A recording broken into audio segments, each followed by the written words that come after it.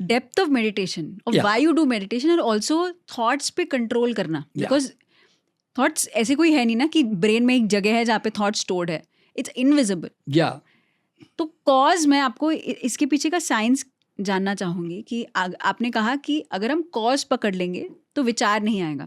तो आपने अपने विचारों का कॉज जानते हुए कैसे आपने थॉट्स को क्लियर किया? देखिए क्या होता है कि ध्यान करते करते करते अवेयरनेस डेवलप होती है. मतलब you are aware of your breathing, your sensation in your of your body, जो विपश्यना में भी हम लोग सीखते हैं या आनापानसति में भी सीखते हैं. तो अभी मान लीजिए मुझे किसी ने गाली दी, मेरा अपमान किया, तो अपमान करते ही मेरे अंदर तुरंत एक मेरे चेहरे पे चेंज आ गया, मेरी बॉडी में एकदम हीट पैदा हो गई, मेरे को गुस्सा आने लग गया अंदर से. तो जो जब कोई आदमी आपको कुछ तारीफ कर रहा है या कुछ गलत बोल रहा है, तो आपकी बॉडी उस समय सिचुएशन को देखकर या कोई भी वर्ड को देखकर कैसे एकदम एक्टिव होने लगती है, रिएक्टिव होने लगती है ना. ऐसे अगर आप उसके प्रति जागरूक हो तब तो वो उभर के सरफेस पे नहीं आएगा. अगर आप बेहोश हो तो आपको गाली देते ही आप भी बोलेंगे नहीं तू गधा, तू गधा. उसने कहा तू गधा नहीं तू गधा, तो आप एकदम सबकॉन्शियसली रिएक्ट करके आप भी वापस कुछ कहोगे, या नहीं तो गुस्सा करके मारपीट करो, कुछ भी करोगे. तो वो चीज़ ध्यान से जब घटित हुई तो मैं ये पहचानने लग गया कि मेरे अंदर कुछ पेट्रोल की टंकियां हैं जो बचपन से मैंने डेवलप करके बैठ गया हूँ, और उस पेट्रोल की टंकियों में बाहर की चिंगारी आके आग लगाती है. मैंने ये बहुत क्लियरली देख लिया. अब जैसे किसी ने मेरे बारे में कुछ बोला, कोई तारीफ कर दी, तो मैं ऐसे फूलने लग गया अंदर से अपने आप ऐसे. फिर किसी ने मेरे बारे में गलत बोला तो मैं धीरे धीरे ऐसे श्रिंक होने लग गया. तो मैं उसको ऑब्जर्व करता गया कि अल्टीमेटली लोगों की दी हुई उधार की ये सब प्रतिमाएं हैं, it is not the real. और मैंने कहा अगर मैं बॉस हूँ तो लोग मेरे को वो बॉस करके बोलेंगे, मुझे गुरुजी बोलेंगे, मुझे नेता हूँ तो मुझे तारीफ करेंगे. तो मैंने देखा ये सब लोगों की दी हुई उधार की प्रतिमाएं हैं, इनका कोई अस्तित्व नहीं है. कोई पाँव पकड़ रहा है, फूल माला पहना रहा है. तो मैंने कहा ये बल्कि ये आके मेरे ईगो को डेवलप ये लोग करते हैं. अगर मैं जंगल में जाके बैठ जाऊँ तो फिर क्या है, मेरे को कोई ना कोई तारीफ कर रहा है, ना कोई कुछ बोल रहा है, तो मेरा ईगो डेवलपमेंट का रास्ता कहाँ है. तो समाज में जब रहते हैं ना तो लोग आपको ईगो ना बूस्ट करते हैं आपका. तो मैं ये बात को समझ गया था कि ये सब उधार के हैं, तो मैंने ना उसको समझ के ड्रॉप कर दिया, यानी कि निकाल दिया मैंने लाइफ से, ये सब झूठ है करके, इल्यूजन है. उस दिन से क्या हुआ कि जैसे मैंने इमेज को निकाला ना तो मेरे अंदर क्या हो गया, अब मुझे पॉलिश करने की झंझट नहीं है कि मैं अब अपने कपड़ों से, पैसों से, मकान से, ज्ञान से लोगों को इम्प्रेस करने की कोशिश करूं कि भाई साहब जरा ख्याल रखना, मैं कोई मामूली चीज़ नहीं हूं. तो अब मेरा वो झंझट खत्म हो गया कि I don't have to impress anyone. अब जो और कौन से इंप्रेशन को सच मानूंगा.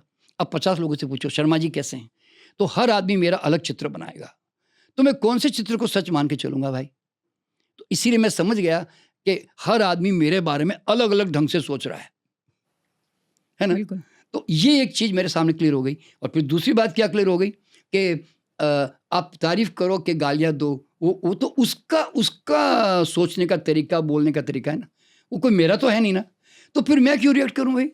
जैसे तुमने कहा कि शर्मा जी आप तो बेकार आदमी हैं, मान लो आपने ऐसे बोल दिया, तो भैया आपकी वो विज़न, आपका वो सोचने का तरीका हो सकता है भाई, पर मैं क्यों रिएक्ट करूं फालतू में बैठे बैठा. तो वो चीज़ खत्म हो गई, क्योंकि मैं जान गया कि जब भी कोई आदमी कुछ भी बोलता है ना, तो then why you are reacting to that, because you have an ego within you, therefore. तो मैं समझ गया कि ये गड़बड़ तो मेरे अंदर है भाई. और फिर दूसरी बात क्या है, हर आदमी संसार में ना 2 पर्सनालिटी में जी रहा होता है, पता है आपको. एक जो ओरिजिनल, जो घर में घर वाले जानते हैं, और एक बाहर आते हो ना तो आप पर्सनालिटी की चुनरी ओढ़ के अब बाहर आते हो ताकि लोग आपको ऐसा समझे, मुखोटा समझे ना. तो मैं समझ गया कि देखिए तनाव का मतलब क्या दुनिया में, आप किसके बारे में सोचोगे. जब आप आर्टिफिशियल पर्सनालिटी दुनिया को बताने की कोशिश करते हो ना, तो you have to maintain that artificial personality. वो चुनरी को बार बार ओढ़ना पड़ता है. क्यों, थोड़ी आंधी आती तो उड़ने लगती है और आपके अंदर की रियल पर्सनालिटी झलकने लग जाती है, तो आप डर डर के वापस खींचने लगते हो ना. तो मैंने इस बात को जाना कि ये 2 पर्सनालिटी के साथ जियोगे ना शर्मा जी, तो दुखी होते रहोगे. तो मैंने कहा उड़ा के फेंक दो. तो इसीलिए 24 घंटे ना मेरी एक जैसी पर्सनालिटी होती है. अब जैसे मैं आज आपके साथ बात कर रहा हूँ ना, अगर मेरी बीवी के साथ बात करूँगा तो मैं भी एग्जैक्टली ऐसे ही बात करूँगा। मैं मेरे नौकर के साथ भी बात करूँगा तो ऐसे ही करूँगा, मेरे बॉस के और भी मेरे ऊपर कोई बात तो मैं ऐसे ही बात करूँगा। यानी कि लोगों की पर्सनैलिटी है ना, लोगों को देख के बदलती रहती, पता है ना, लेकिन मेरी एज इट इज़ रहती। चाहे मेरा स्टाफ हो, चाहे कोई गरीब भिखारी भी आ जाए, तो I will be talking as it is, जैसे मैं अभी बात कर रहा हूँ। तो मेरे पास 2 पर्सनैलिटी नहीं है, इसलिए झंझट नहीं है मुझे मेंटेन करने का और तनाव लेने का, समझे ना। और इस बात को भी मैं जान गया कि भाई क्या कहते हैं कि हम इतने पब्लिक कॉन्शियसनेस में जीते हैं कि हम लोगों के हिसाब से जीवन को चलाते हैं। तो मैं समझ गया कि nobody is bothered about you in this world. तुम बिल्कुल। कैसे जीते हो, तुम हाफ पैंट पहन के तुम कनॉट प्लेस में घूमते हो कि तुम पैंट पहन के घूमते हो, को बॉदर्ड ऐसे बोलते हैं ना, कि तुम यहाँ पे बिंदी लगा के घूमते हो कि तुम नहीं लगा के घूमते हो। ये किसी को दुनिया में किसी को चिंता नहीं है। तो मैंने देखा कि nobody is bothered about you, इसलिए you live your life your own way, that's all. तो इसलिए मेरे पास वो अहंकार नहीं होने से है ना, मुझे वो झंझट खत्म हो गई। तो और तो इसी के कारण मुझे क्या लगता है कि आपके चेहरे पे भी वही होगा जो आप अपने आप को हर वक्त सोचते रहते हो, मैं बॉस, मैं गुरुजी, मैं फलाना, मैं पतिदेव। तो वो झंझट मेरे पास नहीं है, इसलिए मैं बच्चों की तरह आराम से सहज रहता हूँ। मेरी उम्र जरूर 35-75 साल में चली गई है, पर मेरे अंदर का छोकरा तो 20 साल वाला ही है। मैं अभी भी, मैं सच बताता हूँ, मैं अभी भी जैसे मैं अभी बाहर निकलूंगा ना, तो मैं ऐसे गाना गाते हुए निकलता हूँ, ऐसे आराम से झूमते हुए मस्ती से गाता हुआ। और मैं टैक्सी में बैठा रहूँगा ना, तो मैं गाना गुनगुनाता रहूँगा। मैं रास्ते में आराम से कहीं चलता रहूँगा। मेरे को कोई दिमाग में बोझ ही नहीं है कि वो एम आई करके, क्योंकि सबसे बड़ी प्रॉब्लम वही होती है।